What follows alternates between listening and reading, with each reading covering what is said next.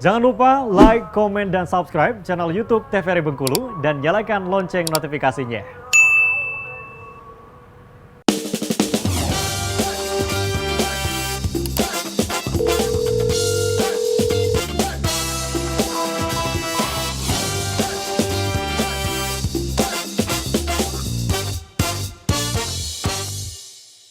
Baik pemirsa, kembali lagi tentunya di Dokter Kita bersama Kita Sehat. Tadi sempat menanyakan nih sama Dokter Putri mengenai bagaimana masyarakat yang masih sering kayak coba aja obat ini, coba aja herbal ini. Menurut dokter gimana nih untuk penanganan kasus klaster headache ini? Kalau saya pribadi sebenarnya tidak menyalahkan ya orang-orang atau masyarakat yang mencoba pengobatan seperti pengobatan herbal atau pengobatan alternatif begitu. Tetapi tetap kita pribadi mengedukasikan kepada pasien atau kepada masyarakat, boleh kalau memang mau, karena sebenarnya pengobatan itu kan balik lagi ke hak pasien. Benar sekali. Kita cuma bisa mengedukasikan sesuai dengan kompetensi kita, sesuai dengan apa yang kita tahu, ilmu yang kita pelajari, dan juga saran terbaik menurut kita, dengan cara penyampaian yang baik juga tentunya. Nah, tapi untuk kesimpulan akhirnya, keputusan akhirnya itu tetap di tangan pasien. Karena kita tidak bisa memaksa, dalam tanda kutip, memaksa mereka untuk menyetujui pilihan terapi yang kita berikan, begitu. Jadi kalau misalnya kita ada pasien, kita lakukan edukasi, oh ini kemungkinan cluster headache, pengobatannya seperti ini, seperti ini, seperti ini. Tapi mungkin nanti di akhir pasiennya bilang, oh ya sudah dok, saya coba obat-obatan herbal-herbal atau minum-minum ramuan apa gitu kan. Itu ya sudah, balik lagi ke pasiennya. Yang penting kita sudah memberikan edukasi yang terbaik, yang sesuai dengan keilmuan kita, begitu. Nah, cuma memang disayangkan obat-obatan herbal ini kan sebenarnya memang bagus ya untuk mengobati banyak penyakit. Tetapi ada berbagai macam penelitian yang memang sudah menjelaskan atau sudah memberikan semacam Himbauan? ya, maksudnya tuh kayak sudah diakui dari kementerian, oh ini boleh diminum, oh ini jenis obat herbal yang bisa mengobati penyakit A, mengobati penyakit B, itu boleh untuk dikonsumsi. Yang disayangkan adalah masyarakat yang memang masih membuat ramuan itu misalnya sendiri, terus tidak terjamin kebersihannya, kemudian cara mengolahnya, bisa jadi obat, bisa jadi racun loh. Kalau misalnya kita tidak tahu cara mengolah ataupun pembuatan obat herbal itu sendiri.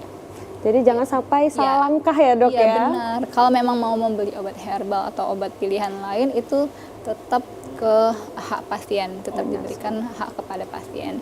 Cuma kalau pasien datang ke kita meminta pengobatan, pasti kita akan memberikan pengobatan sesuai dengan keilmuan. Dan keilmuan itu sesuai dengan penelitian yang memang sudah berbasis bukti. Benar sekali. Barangan. Tentunya juga dari tenaga medis memberikan yang terbaik ya dok ya, sesuai dengan apa yang mereka pelajari, apa yang mereka dapatkan, dan himbauan juga dari pihak yang memang terkait dalam hal ini gitu ya. Nah dokter, mungkin ada nih beberapa mitos mengenai sakit kepala nih dokter. Nah katanya dokter, kalau mengunci rambut ini bisa menyebabkan sakit kepala, itu benar nggak dok? Bener ya, karena dia tertekan ya. Jadi pembuluh darahnya tertekan, akhirnya membuat nyeri atau sakit kepala. Tapi tetap saja itu bukan diagnosis ya, itu cuma sakit kepala sebagai tanda atau sebagai gejala saja. Tapi bisa menyebabkan sakit kepala. Bisa menyebabkan. Jadi ini tadi penyebabnya gampang ya dok ya, tinggal lepas aja kuncirnya ya. Aja kuncirnya, terus udah. Kalau tidak ada penyakit yang lain ya sudah sembuh gitu. Benar sekali. Nah next juga ada stres nih, katanya salah satu pemicu sakit kepala. Benar nggak nih dok? Itu benar ya. Jadi sebenarnya penyakit-penyakit itu banyak sekali yang dipengaruhi juga oleh psikis nih. Sesuatu yang kita tidak lihat secara kasat mata. Kalau misalnya kayak gula darah rendah, itu kan bisa kita lihat di hasil labor, oh gula darahnya segini, kurang dari normal. Tapi kalau psikis itu kan sesuatu hal yang kita nggak bisa lihat bentuknya seperti apa, wujudnya seperti apa. Yang bisa merasakannya cuma pasien itu sendiri. Nah, psikis ini juga berpengaruh terhadap hormon nantinya, hormon yang bisa membuat atau memicu sakit kepala. Jadi itu adalah faktor. Bisa ya dok ya, tapi kalau ngomongin masalah stres, terkadang orang ini tidak sadar kalau dia lagi stres gitu ya, karena ya biasa gitu ya. Nah kalau itu gimana dok, untuk mungkin memberikan himbauan kepada si pasien ini?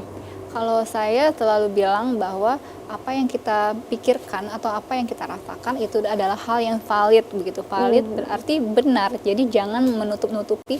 Misalnya kita banyak kerjaan atau kita banyak pikiran. Jangan kita kesampingkan atau kita sepelekan dengan oh enggak ini bukan karena pekerjaan, oh ini pikiran simple kok, enggak terlalu membebani saya. Tidak ya, bahkan pekerjaan-pekerjaan yang kecil, pekerjaan yang dilakukan setiap hari tetapi bisa menimbulkan beban di diri kita, itu juga bisa menjadi faktor pemicu stres. Stres ini nanti banyak ya penyakitnya, selain menjadi salah satu pemicu sakit kepala, bisa juga nanti ke lambung dan penyakit lainnya. Jadi kalau saya mengimbaukan kepada masyarakat itu untuk selain mengelola stres, juga mengakui bahwa memang lagi banyak pikiran, lagi banyak pekerjaan, dan itu sesuatu hal yang normal ya di kehidupan Normal, benar kita. sekali. Jadi jangan pernah denial gitu ya, Dok, ya. Kayak baik-baik saja gitu ya. Nah, next juga masih ada katanya gigi berlubang juga dapat menyebabkan sakit kepala. Itu benarkah, dokter?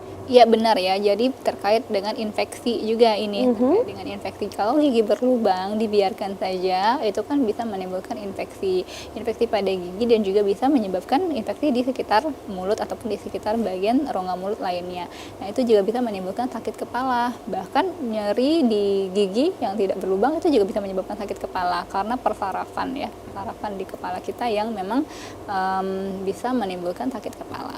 Benar sekali. Nah, mungkin terakhir nih ada juga mitosnya katanya kalau terlalu banyak makan durian nih, dokter, apalagi sering banget ya. Di Bengkulu kayaknya musim durian itu cukup sering, tapi katanya durian ini juga bisa bikin sakit kepala nih, dokter. Itu benar apa enggak? Kalau terlalu banyak iya ya. Sebenarnya secara prinsip makanan atau minuman yang terlalu banyak, terlalu berlebihan kita konsumsi itu kan memang tidak baik. Dan apalagi durian itu kan mengandung gas ya. Gas, dan itu bisa memicu selain sakit kepala juga sakit pada bagian lambung, bisa diare juga, sakit lambung bisa memicu sakit kepala. Jadi benar ya kalau misalnya makannya terlalu banyak bisa memicu sakit kepala. Benar sekali. Jadi sebenarnya apapun itu jangan pernah berlebihan ya, dokter ya. Kembali lagi tentunya pola hidup sehat, pola makan sehat, dan selalu menjaga kebersihan apapun itu, baik diri kita atau mungkin apapun makanan yang masuk ke dalam tubuh kita. Nah, dokter, terima kasih ya tentunya sudah memberikan informasi nih mengenai cluster headache ini dan juga penyakit sakit kepala lainnya yang tentunya mungkin masih sering kita bingung membedakannya. Dan pemirsa juga itulah pembahasan kita mengenai cluster headache, dan pemirsa juga jangan lupa saksikan terus Dokter Kito setiap hari hanya di TVRI Bengkulu. Saya Afifa Manca pamit undur diri, sampai jumpa.